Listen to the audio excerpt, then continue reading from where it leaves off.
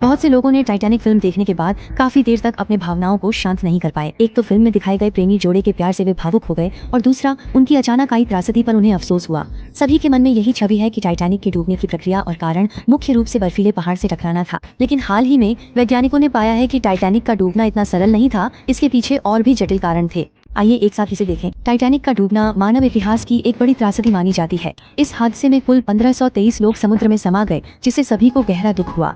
अब तक सभी का मानना था कि जहाज बर्फीले पहाड़ से टकराने के कारण डूबा, लेकिन सच्चाई शायद इतनी सीधी नहीं है। टाइटैनिक की लागत $7.5 मिलियन तक पहुंच गई थी और यह अब तक का सबसे बड़ा यात्री जहाज था। ये कहना कि वह सिर्फ बर्फीले पहाड़ से टकराने के कारण डूब गया कुछ हद तक असंगत सा लगता है। विदेशी एक विद्वान ने इस पर संदेह जताया और फिर उसने 30 साल तक इस पर शोध किया।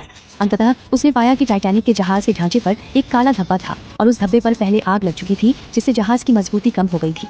जब दुर्घटना हुई तो बर्फीला पहाड़ ठीक उसी क्षतिग्रस्त हिस्से से टकराया जिससे विशाल जहाज डूब गया। इसके अलावा लाइफ बोट्स भी एक कारण था। अधिक लोगों को समायोजित करने के लिए कप्तान ने लाइफ बोट्स की संख्या 60 से घटाकर 20 कर दी थी। उस समय कोई अभ्यास भी नहीं किया गया था, जिससे क्रू मेंबर्स को लाइफ बोट्स खोलने में काफी समय लगा और उस दौर में तकनीक भी विकसित नहीं थी। लोग केवल दूरबीन से ही आगे के खतरों को देख सकते थे। लेकिन दुर्भाग्यवश टाइटैनिक पर दूरबीन को प्रबंधक ने ताले में बंद कर दिया था।